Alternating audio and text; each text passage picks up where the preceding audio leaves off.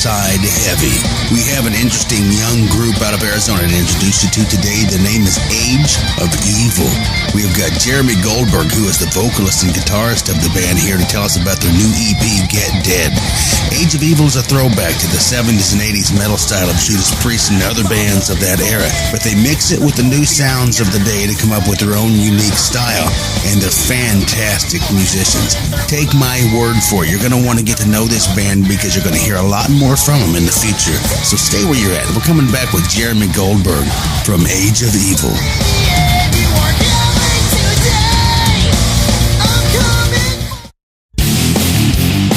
Hey, Inside Heavy has got your gear. We have created a shop where you can buy everything you need to display your favorite heavy metal band on your back.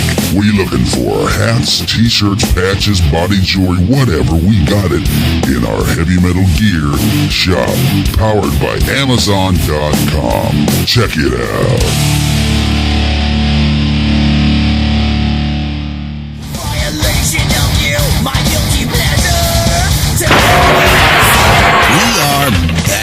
Jeremy Goldberg from Age of Evil, right here on Inside Heavy.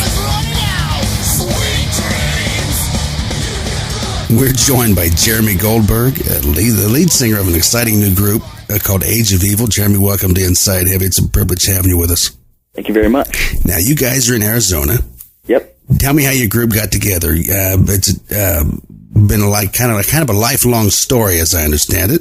It has. I always thought that it was meant to be, actually. It started before we were born, and it's me and my brother and the Ziff, their brothers, and our parents had been running into each other so often, at honeymoons or in the grocery store, and they decided, why not just become friends?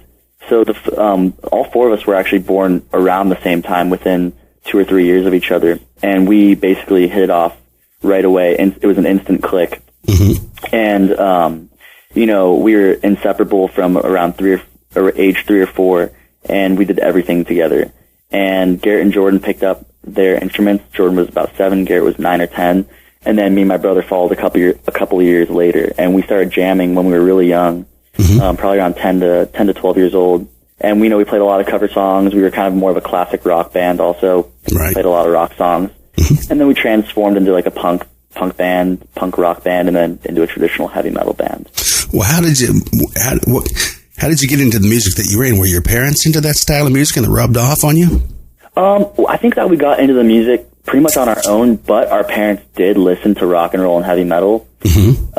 But, for Jordan, it kind of started with Santana and Randy Rhoads mm-hmm. on the guitar, and that's what inspired him. And right. I know that he, when he heard that, he went into a music store and picked up a guitar, put it on his lap, and instantly knew that that's what he wanted to do for the rest of his life.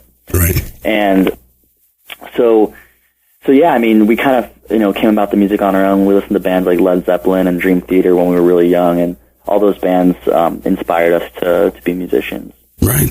Well, how old is your group? What's the ages of the members? 18 to 20 years old. 18 to 20. Okay. Yeah. When did you guys all get together with instruments and start playing again? What age was it again? Probably like around 10 to 12 years old. 10 to 12, that's young. And when did you guys realize that you were going to form a band and start playing heavy metal? Well, we were always jamming again from that age. Mm-hmm. And we, at first it was just kind of it's always been for fun. Even now, it's always been for fun. Mm-hmm. But it did start to get more serious in around 2005, 2006. Right. And we started writing our own material, mm-hmm. For the heavy metal style. Not that we hadn't before. And then in 2006, we hooked up with our producer, John Herrera. And then that's where things really started to get serious for us. Right. Well, at a young age, did you guys begin playing places? Or I guess I should ask, when was the first time you guys actually played live in front of an audience? Oh, man. Mm-hmm. That's a great question. I don't think anyone's asked that before. Honestly, at a bar mitzvah. Really? Yes. Okay.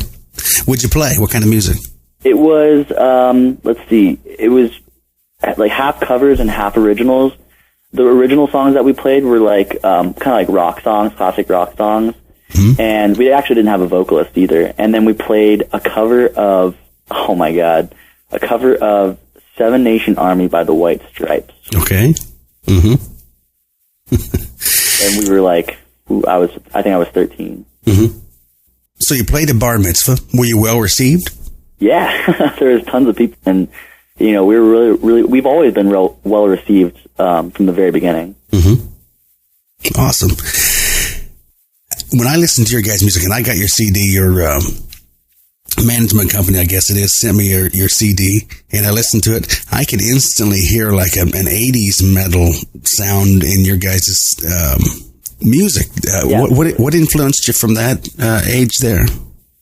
We are all about 60s, 70s, and 80s music, and even the early 90s, a couple years into the 90s, actually. And I mean, there's all kinds of bands that we listen to that range from, Motley Crue to Priest.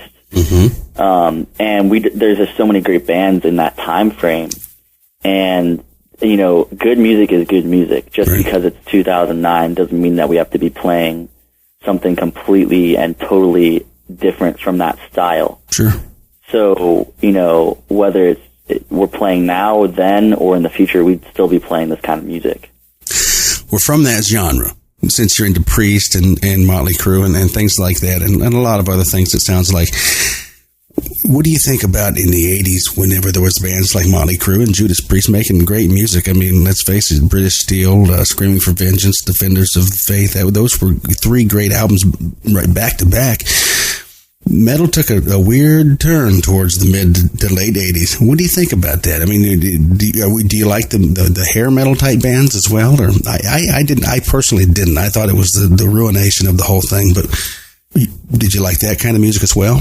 Honestly, I like all kinds of bands. I like some of the hair metal, not a lot of it, but a few bands I think are pretty good. And I really like Extreme. I don't know if you're familiar with them. Sure. Yeah. And Whitesnake was kind of towards the middle late 80s.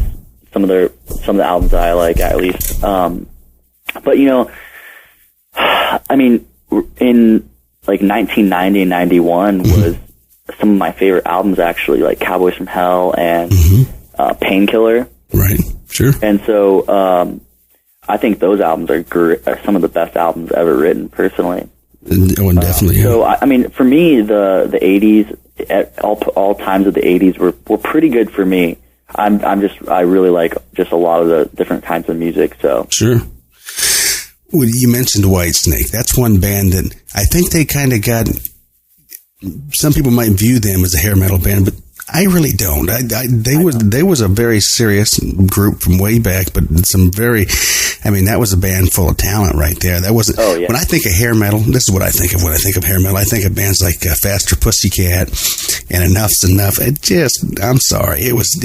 I don't listen to those kinds of bands. It wasn't good. It was like thin on music talent and all about looks. That was bad. That was real bad. But bands like even Dokken, I think, gets lumped into the hair metal thing, and they really weren't hair metal. I mean, George Lynch is like all-time great guitar player. He's awesome. Great guitar player. Okay, so now you've got a CD. Let's talk about that.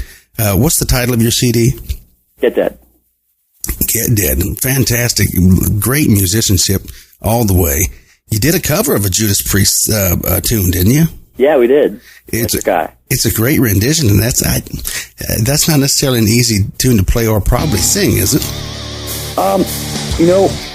That song is just, we actually we played it live in London about a year ago with Girls School, and that's when we knew that we were going to do the song.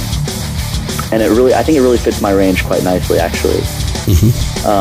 Whereas, like a song like A Touch of Evil might be a little harder.